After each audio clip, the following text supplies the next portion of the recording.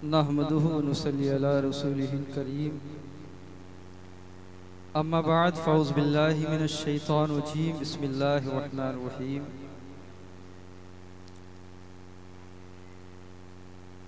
अतिउल्लाह व अतिउर रसूला सदक़ल्लाहु मौलाना अज़ीम व बल्लगना रसूलुहुन नबियुल अमीनुल मतीनुल करीम व नहनु अला ज़ालिका लमिनश शाहिदीन वश्शाकिरीन वल्हम्दुलिल्लाहि रब्बिल आलमीन। जो पढ़ेगा साहिबे लौलाक के ऊपर दरूद, आग से महफूज उसका तन बदन रह जाएगा। खुलूस व मोहब्बत के साथ बारगाह रिसालत माब सल्लल्लाहु अलैहि वसल्लम में हदिया दुरूद व सलाम पेश करें। अल्लाहुम्मा सल्लि अला सय्यदना व मौलाना मुहम्मदिन व बारिक वसल्लिम सलातु व सलामन अलैका या रसूलल्लाह सल्लल्लाहु तआला अलैहि वसल्लम। मौजूद सामिन इकराम, आज की तकरीब नहायती बफैज़ है। अल्लाह ताला इस महफिल पाक को अपनी बारगाह में कबूल फरमाए और इसकी बरकतों से साहिब खाना को, सामीन को और हम सबको माला माल फरमाए। हदीस पाक का मफहूम है कि अपने बच्चों को 3 चीज़ें सिखाओ।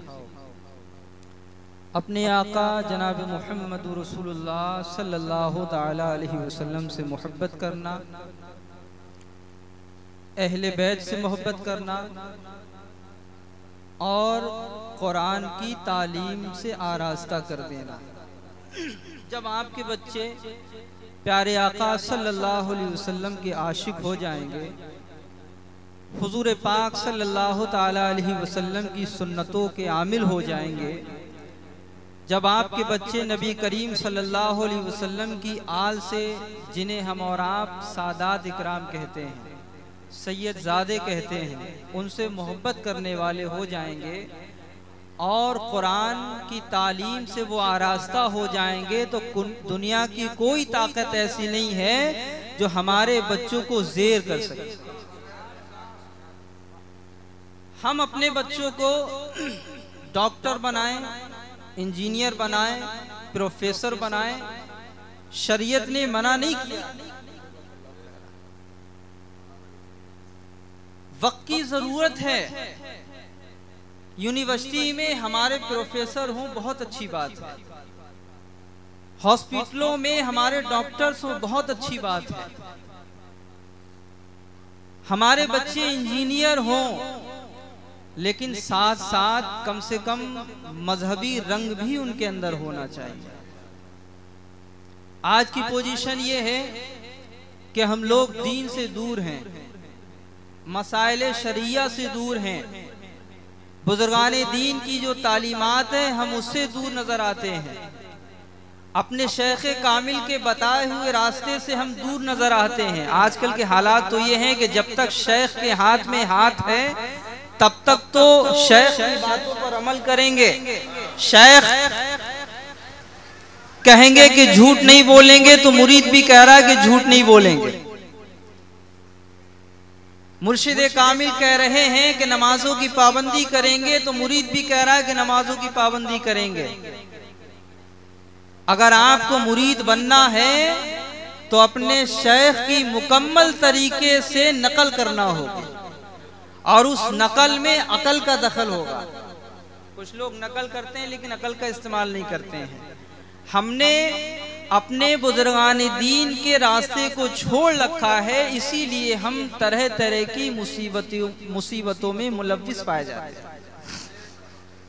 मुरीद अगर बनना है तो हजरत अमीर खुसरू रज़ी अल्लाह ताला अन्हु की तारीख को पढ़ना पड़ेगा। कहिए सुभान अल्लाह।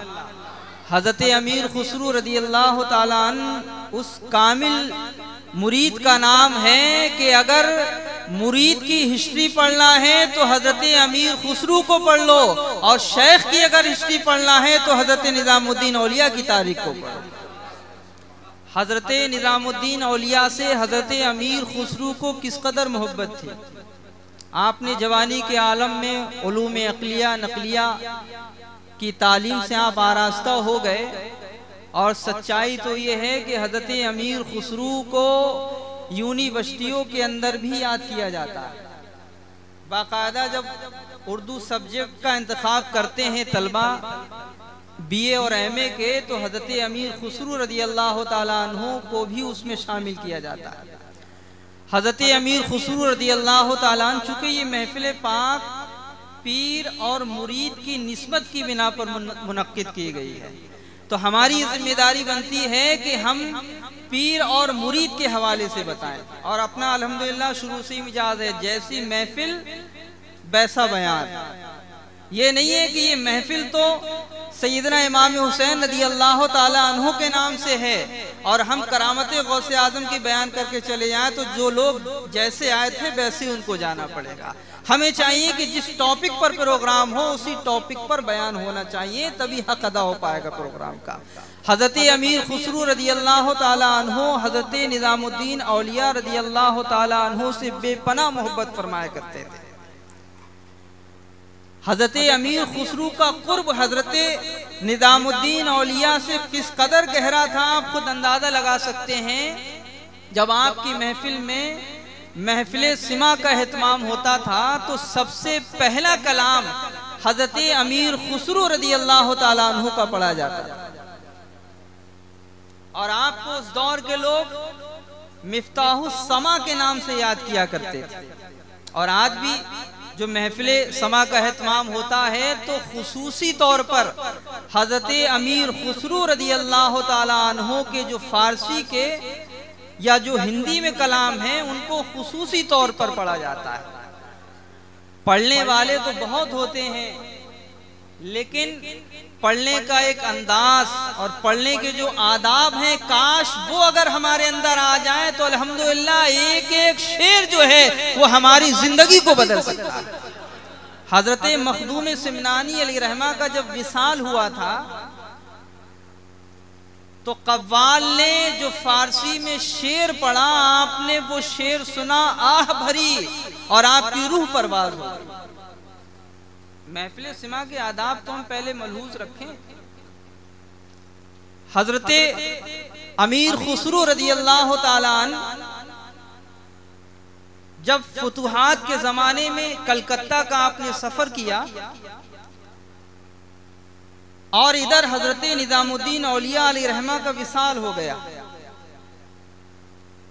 जब आपको इल्हाम हुआ, खबर हुई आपको कि मेरे मुर्शिद कामिल हजरत निज़ामुद्दीन औलिया इस दुनिया से रुखसत हो गए, तो आप सब कुछ छोड़ छाड़ कर दिल्ली तशरीफ लेके आए। हजरत निज़ामुद्दीन औलिया की बारगाह में हाजिर हुए मज़ार शरीफ के करीब में, और आपने फरमाया कि आफताब जमीन में और मैं ऊपर। मज़ार शरीफ से आपने अपना रुखसार यानी चेहरे मुबारक रगड़ना शुरू किया, रोना शुरू किया। रोते रोते आप पर गशी तारी हो गई और आप सो गए, बेहोश हो गए आप। और 6 महीने के बाद, चूंकि मुर्शिद की रिफाकत इस कदर मगलूब थी कि अब मुर्शिद के बाद दुनिया अच्छी नहीं लग रही है, और 6 महीने के बाद हजरत अमीर खुसरू रज़ी अल्लाह ताला अन्हु का भी विसाल हो गया।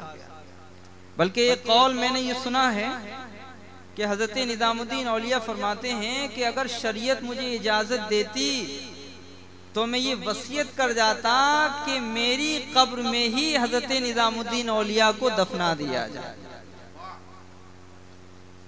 ये अदब है। और हजरत अमीर खुसरू रज़ी अल्लाह ताला अन्हु के ताल्लुक से बड़ा दिलचस्प वाक़या ये है कि एक शख्स हजरत निज़ामुद्दीन औलिया की बारगाह में आया, गरीब था, और कहा कि सरकार बेटी की शादी है, कुछ इनायत फरमा दीजिए। लोग अपने शुयूख की बारगाह में जाते ही हैं जब कोई परेशानी आती है। तो हजरत निज़ामुद्दीन औलिया अलैहिर्रहमा ने फरमाया कि ठीक है, कुछ मालो ज़रा आएगा तो हम कुछ तुम्हें नजर पेश कर देंगे। दूसरे दिन वो शख्स फिर से आ गया और कहा सरकार जरूरत है, बेटी की शादी है। तो आपने फरमाया कि अभी तो इंतजाम नहीं हो पाया, लिहाजा कल लाना। 2-3 दिन का सिलसिला जो है वो ऐसे ही चलता रहा।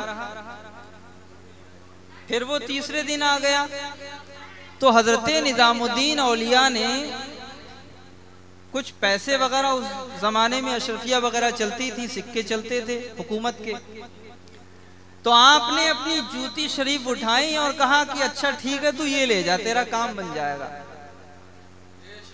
अब हजरत निजामुद्दीन औलिया अलैहिर्रहमान ने जूती दे दी। अब वो शख्स दिल ही दिल में कैफियत तारी है कि मियाँ ने जूतियां दे दी, जूतियों से क्या होने वाला है, कैसे शादी होगी, कैसे खर्चे होंगे, कैसे लवाजमात पूरे होंगे।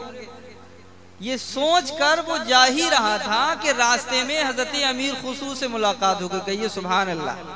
मेरी गुफ्तगू को थोड़ी देर समाप्त कर लें, लेकिन डिस्टर्ब ना करें। ये जो बार बार उठना बैठा हो रहा है ना, तो मैं भूल जाता हूँ कि मैं क्या कहने वाला हूँ। और वैसे भी मुख्तसर प्रोग्राम होगा, उसके बाद और प्रोग्राम चलेगा।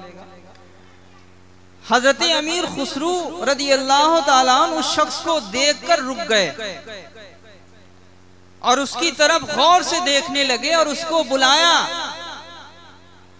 जब वो शख्स करीब आया तो कहने लगा, है शख्स तू कहां से आ रहा है और कहां जा रहा है, और लगता है तेरे पास मेरे मुर्शिद की कोई ऐसी चीज है कि जिसकी खुशबू मुझे आ रही है। सुभान अल्लाह। ये मोहब्बत है भाई। देखो, हाँ मुरीद तो सब होते हैं, लेकिन अगर पीर का रंग अपने अंदर चढ़ाना है तो ऐसे बुजुर्गों की वाकयात सुनने के बाद उस पर मुकम्मल तरीके से अमल करना होगा आपको। तो वो शख्स कहने लगा कि हाँ साहब, ये हजरत निजामुद्दीन औलिया अलैहिर्रहमान ने मुझे जूतियां दी हैं, मैं कई रोज से जा रहा हूँ, मेरी बेटी की शादी है या जो भी उसकी जरूरतें हो, तो हजरत ने मुझे ये जूतियां थमा दी। बताइए मैं इन जूतियों को क्या करूंगा। देखिए, जौहरी जो है वही हीरा की कदर जानता है, सच्चाई ये है।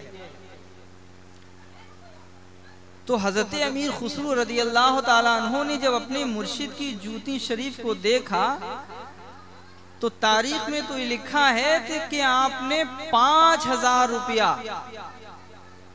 निकाल कर और उसको दे दिया और कहा कि ये पैसे तुम ले जाओ और मेरे मुर्शिद की जूतियां मुझे दे दो। सुभान अल्लाह। पीर को भी मालूम था कि इन जूतियों के बदले से कुछ और मिलेगा और इसकी जरूरतें पूरी हो जाएंगी। हजरत निजामुद्दीन औलिया ने अपने मुर्शिद की जूतियां ली और अपने सर पर अपने अमामे से बांध ली। सुभान अल्लाह। ये है पीरा मुरीदी, ये है शेख। अपने शेख के दामन से जब आप वाबस्ता हो जाएं तो ये समझ लेना कि अब जो शेख हमसे कहेगा हमें उसके बताए हुए रास्ते पे चलना है। और कुरान पाक की एक आयत करीमा है, उसका तर्जुमा ये है कि और कयामत के दिन जमात को बुलाया जाएगा और उसका हश्र जो है जमात को उनके इमामों के साथ बुलाया जाएगा। यानी जमात को उनके इमामों के साथ बुलाया जाएगा। हजरत मुफ्ती अहमद यार खान अलैहिर्रहमान ने इसकी जो तशरीह की है वो आपने ये फरमाई है कि तकलीद यानी शरीयत में तकलीद करना और तरीकत में बैत होना, इससे माना है। हम किसके मसलक के मानने वाले हैं? हजरत इमाम आजम अबू हनीफा अलैहिर्रहमान के। और तरीकत में बैत अपने मुर्शिदान गिरामी की बारगाह में हो जाते हैं। और मुर्शिद का काम ये है कि अपने मुरीद की रहनुमाई करे शरीयत और तरीकत दोनों एतबार से। अगर मुरीद नमाज नहीं पढ़ रहा है तो शेख की जिम्मेदारी है कि वो अपने मुरीद को नमाज पढ़ने का तरीका बताए। अगर मुरीद तरीकत की मुकम्मल तरीके से पासदारी नहीं कर रहा है तो शेख की जिम्मेदारी है कि अपने मुरीद को तरीकत के बारे में बताए। हजरत मखदूम अशरफ समनानी अली रहमा के वालिदे गिरामी का जब विसाल हो गया तो आपकी उम्र शरीफ बहुत कम थी और 7 साल की उम्र शरीफ में आपने मुकम्मल कुरान पाक को हिफ्ज फरमा लिया था। कहिए सुभान अल्लाह। आपके वालिद भी हाफिज आपके दादा भी हाफिज और आप भी हाफिज कुरान अल्हम्दुलिल्लाह। और जब 14 साल के आप हुए तो आपने मुकम्मल तरीके से उलूम अक़लिया और नक़लिया हासिल कर लिया था।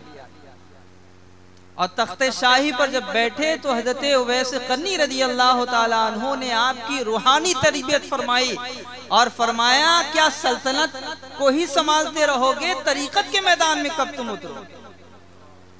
बुज़ुर्गाने दीन की तालीम से हम बहुत दूर नजर आते हैं। मुरीद तो हम हो जाते हैं, लेकिन अपनी शेख की बारगाह में वक्तन फ़वक्तन हाजिरी देना चाहिए ताकि वो हमारे अहवाल से वाकिफ होते हैं।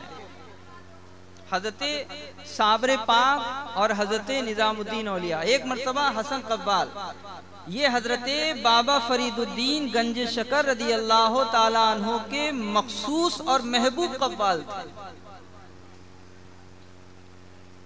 हज़रत बाबा फरीदुद्दीन गंज शकर रज़ी अल्लाह ताला अन्हु के जो खुलफा थे, उनके पास हज़रत हसन कव्वाल का प्लान हुआ कि अब जो है कुछ दिनों के लिए हज़रत बाबा साहब के खुलफा के पास जाते हैं।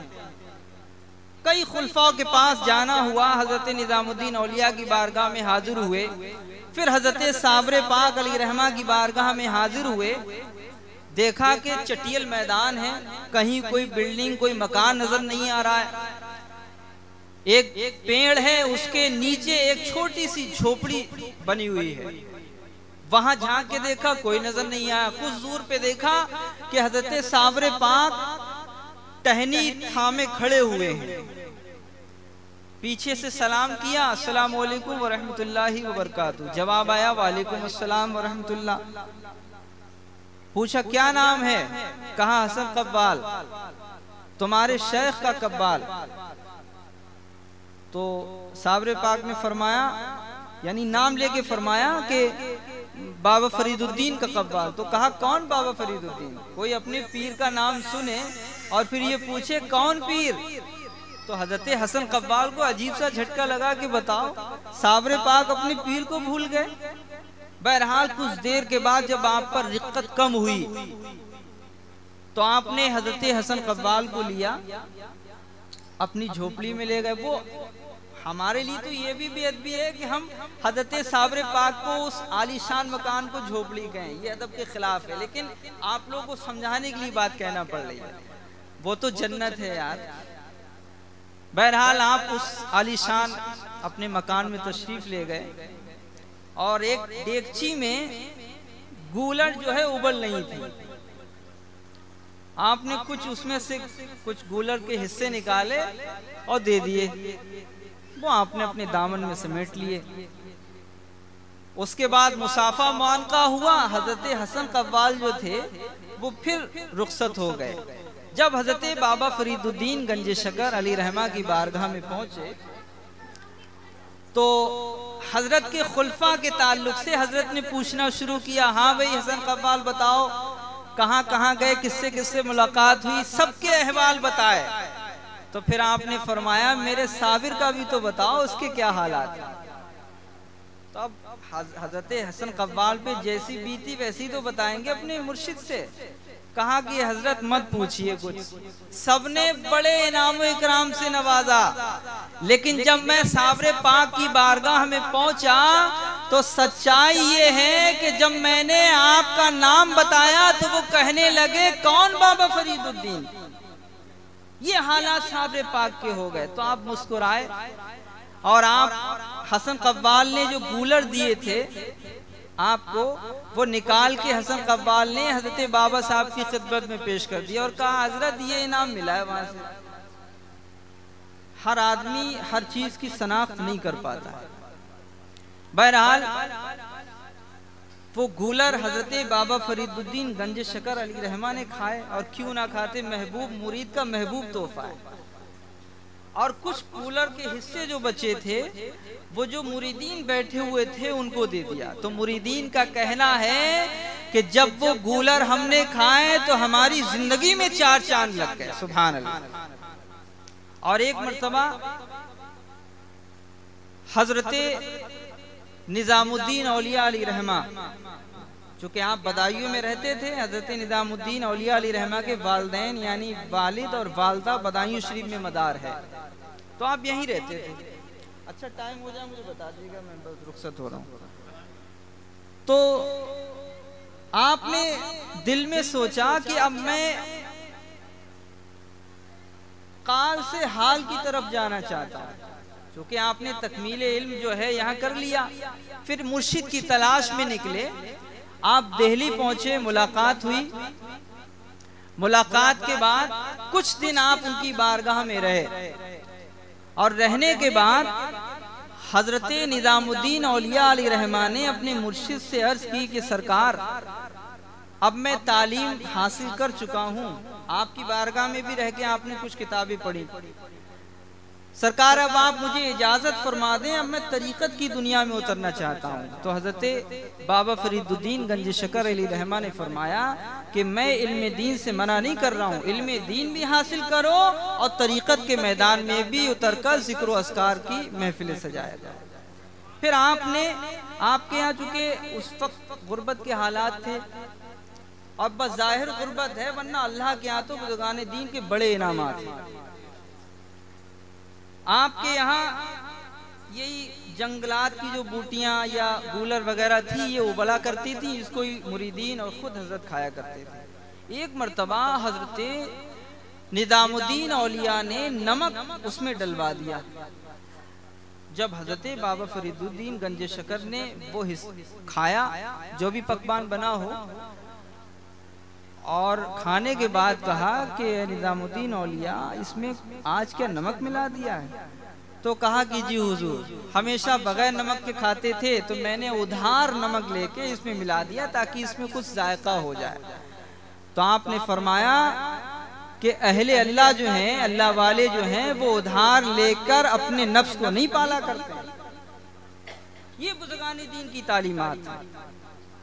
हम बुज़ुर्गान दीन से मोहब्बत तो ज़रूर करते हैं, लेकिन बुज़ुर्गान दीन के बताए हुए रास्ते पर मुकम्मल तरीके से नहीं चलते। हमें चाहिए कि हम अपने शेख की हर हर अदा को अपने लिए लाजमी करार दें। हमारा शेख कुर्ता पैजामा पहनता है तो अल्हम्दुलिल्लाह हम भी उसी लिबास में नजर आए। हमारा शेख बाशरा है तो हम भी अल्हम्दुलिल्लाह अपने मुर्शिद के रंग में रंग जाएं। हमारा शेख नमाजों की पाबंदी करता है, हम भी नमाजों की पाबंदी करेंगे।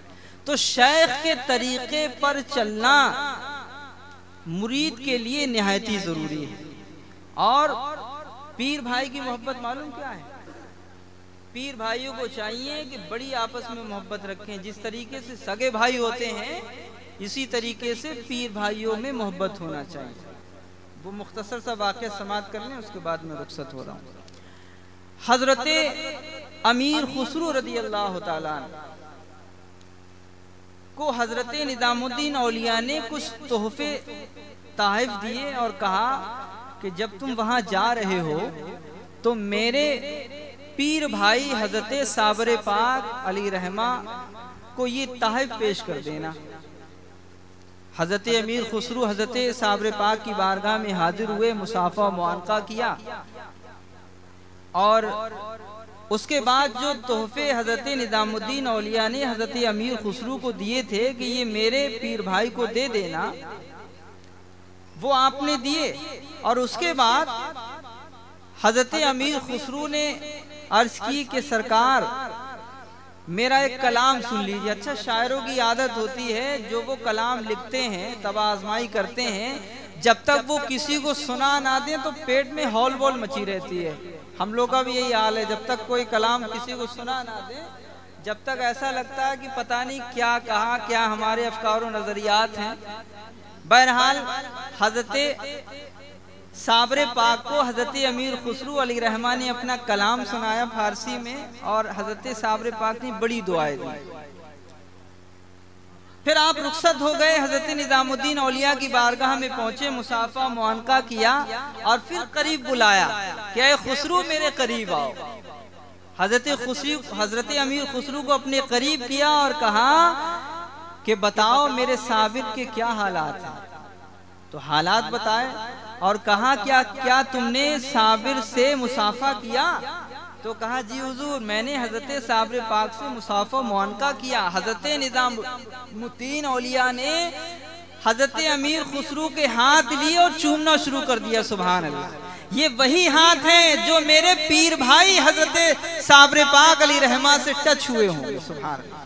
फिर पूछा कि ये बताओ तुमने अपनी आंखों से मेरे पीर भाई को देखा? तो कहा कि सरकार में मिलने गया उनके पास और उनको अपनी आंखों से देखा। तो हजरत निजामुद्दीन औलिया अली रहमा ने अपने मुरीद को करीब किया हजरत अमीर खुसरू को और दोनों आंखों को बोसा देना शुरू कर दिया। सुभान अल्लाह कि ये वही आंखें हैं कि जिन आंखों ने मेरे पीर भाई हजरत साबरे पाक अली रहमा का दीदार किया। सुभान अल्लाह। तो कितनी मोहब्बत है, कितना अदब है बुजुर्गान दीन में। खुदा के वास्ते इन महफिलों को तफरी गाह ना बनाएं, बल्कि इन महफिलों में जो बातें बताई जाएं उन पर सख्ती के साथ अमल करें। बहरहाल बहुत सारे वाक़यात हैं, बड़ी तफसीलात प्रोग्राम की हैं। बस गुजारिश ये है